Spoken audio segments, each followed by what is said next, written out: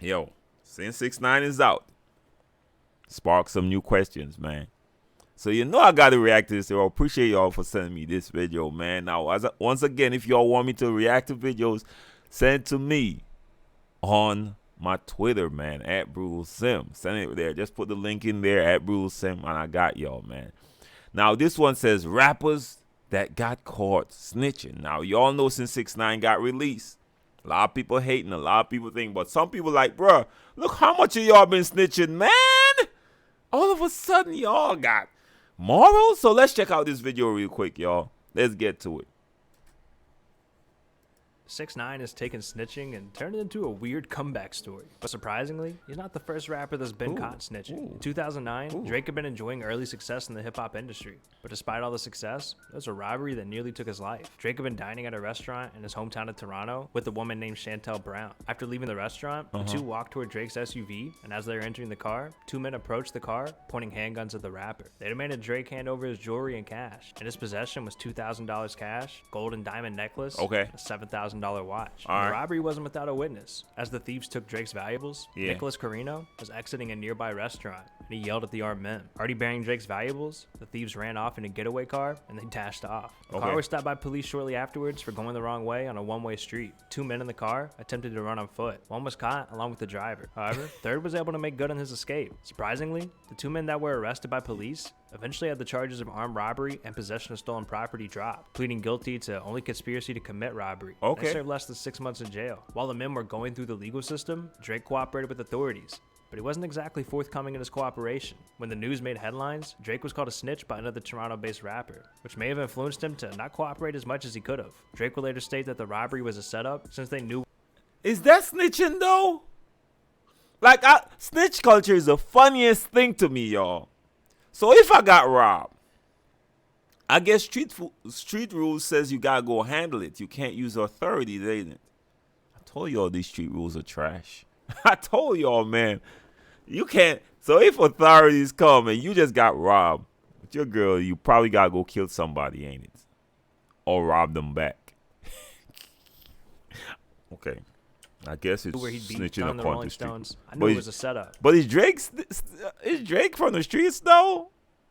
Because I had on a sweater and a jacket. But when they banged on the car window with the gun and opened the door, first thing he said was, "Yo, run that chain." They didn't rob my date, and her purse was sitting right there. So I was like, okay, yup. You set the whole thing up. Of all the rap feuds between rival rappers, none have lasted as long as Ja Rule versus 50 Cent. First starting out about 20 years ago, it seemed their mutual hate for one another is reignited once again this summer. After finishing a concert in Saudi Arabia, 50 Cent took to social media to troll Ja Rule for a video that had been posted of him and Irv Gotti fighting to get into a club. As it turns out, Ja Rule took it as a huge offense, and he attempted revenge by posting an Instagram post alluding to 50 Cent. The multiple slide post first featured a rat inside of a shower humming, while the next slide featured a document from the Jimmy Henchman murder case that showed 50 to be an informant. Ja Rule's caption was, "Curtis, is that you? Of all people, you know what it feel like to get your ass whooped. You're lying. Not 50. Oh, I know this paperwork is fake too, LMAO. Not 50. Any blog, any news outlet, see if those officers on this paperwork exist. Find them." Wait, is this the same 50 that's saying he's not gonna associate with 6ix9ine no more because he a snitch?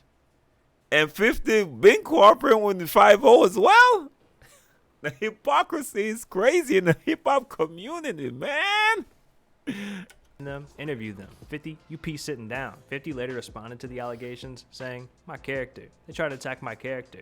They'll say he a rat or he this and that. All you gotta do is ask him who I told on. I ain't never told on no one in my life. In the situation, look at his case. It'll tell you who told on him. My name ain't in that case. You see what I'm saying? They try to use that I needed an order of protection. But why I feel like I'm the bully out here then? You needed protection, and your protection gone. That's the truth. Dude who try to put a spin on anything to make it look good. And then when you get in disputes with younger artists, they don't know what to use against you. So they use what someone else used. They go back to, oh, you this. Falsified documents or not, it likely doesn't help 50's case that his adopted son 6ix9ine is now the center of a Snitchgate scandal. Having led a successful career, Rick Ross found his career in jeopardy when a photo of a man who looked like Ross in a corrections uniform surfaced on the internet in 2008. The photo surfaced on a popular public information site called The Smoking Gun that uploads documents and mugshots on celebrity arrests. Ross initially denied the claims, saying it was simply a doppelganger, until he finally admitted to it. The controversy had been so great that Rick Ross decided to address it in his 2008 song, Rich is Gangster, where he rapped, "Feds tore apart the squad. That's what I had to do to play the part. That wasn't me. It was the job. It gets deeper. that was just a start. In the years since, Rick Ross has come to terms with his time employed as the very thing he's against. In an MTV interview, Ross explained the song lyrics along with his time as a CO, saying, "That particular line most definitely referred to me being a CO, and that being a job, and just understanding the grind and the hustle and anything else I may have done. It's just a job, it's a hustle. I wouldn't change nothing, because to me, it's about who Rose is. It's about me. Anywhere I go, when I step in the room, I put it down. People know it's authentic right there. Oh yeah, They he know it's was a real. correctional So it was nothing officer. that I was personally threatened with. I was just ready to move on. Let's And- go get this and money. rap Let's make about this years music. about how Right much now, to weight feed my he family, moves. I'd do it again. To feed my kids, I'd go get it. My whole team's gonna get it. We gonna win. How much That's weight with he everything we moves. ever did. I've been winning. Much of the conspiracy the whole theories that hip-hop surround the thing is mysterious fake, murders of both bro. Tupac and Biggie were actually instigated by Snoop Dogg's claims of the assailant being Death Row Records leader Suge Knight. These claims came out after a 1998 police report surfaced when Snoop was attacked by men who recognized him to be a part of Death Row Records, who he had just recently separated from. Snoop, alongside some of his friends, ran off from the 5 men who attempted to assault him to deputies posted outside a backstage area. The deputies quickly searched Snoop. They found marijuana, which led to his arrest. The report read of Snoop's arrest saying, "Mr. Broaddus was extremely cooperative during the incident, and in fact, said that he had been thankful that the deputies had been there, as he felt the assault was intended as an act of intimidation. He told me that he felt he was in grave danger as a result of leaving Death Row Records and signing with his new label, No Limits." Now bear in mind, this had been just a year since the death of Biggie. I 2 really years been since hearing Tupac's, about Snoop which for his time snitching had for a while dominated now. news reporting for months. I ain't gonna Having had a front. close relationship with Tupac, Snoop knew more than most about who was responsible. And Snoop took his arrest as an opportunity to come clean about who he felt killed Tupac. The report later read, Mr. Broaddus also said that he felt Mr. Arnab was in danger, as he was still under contract to Death Row Records. During the discussion, I said that I knew who killed Tupac Shakur. Mr. Broaddus responded by saying, it was the man sitting next to Tupac. I asked if he meant Suge Knight, and he replied affirmatively. In spite of his testimony, prosecutors never even so much as investigated Knight for the incident. As for Snoop, some people look at this as snitching, as he implicated Suge Knight in the killing of Tupac Shakur. Now, while it hadn't been Tekashi's first run-in with the police, his guilty plea in 2019 for conspiracy he to didn't commit have to murder, put the along with obvious one, but firearms I charges, understand. will forever be his most He's the memorable. biggest Charges of date all back to a year known prior right to his now, the plea most when he was common. first arrested, along with other 9 Trey gangsters, and included his manager, Shadi Jordan. It seemed that Tekashi had, at least in part, been aware of the possibility of an investigation, considering just a few months prior to his arrest, he said in an interview, "There's only one thing I fear in life. No, 2 things. I fear God, and I fear the FBI." Actually, it was a Upon few his days before. incarceration, Tekashi's housing in the Metropolitan Detention Center in Brooklyn caused immediate issues. For one, Tekashi had enemies by virtue of his gang affiliation. The 9 Trey gang that Tekashi had been a part of had been a sect group of the Bloods, an infamous enemy of the Crips.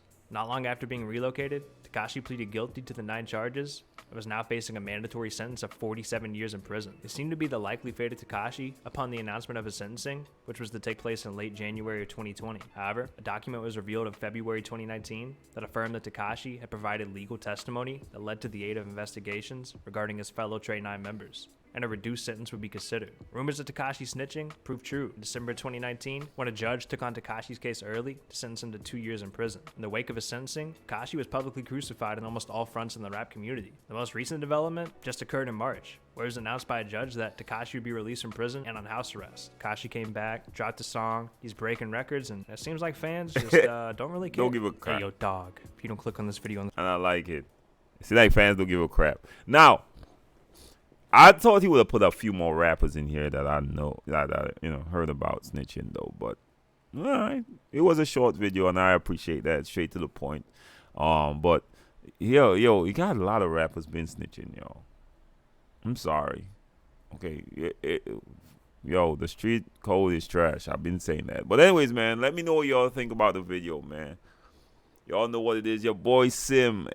Just like this, y'all could send videos to my Twitter if y'all want me to react to it. If y'all want my opinion on it, at Brutal Sim. Anyways, like, share, subscribe. You done know your boy Sim. One love, respect. Y'all have a blessed one. Let me see y'all in the comments going crazy.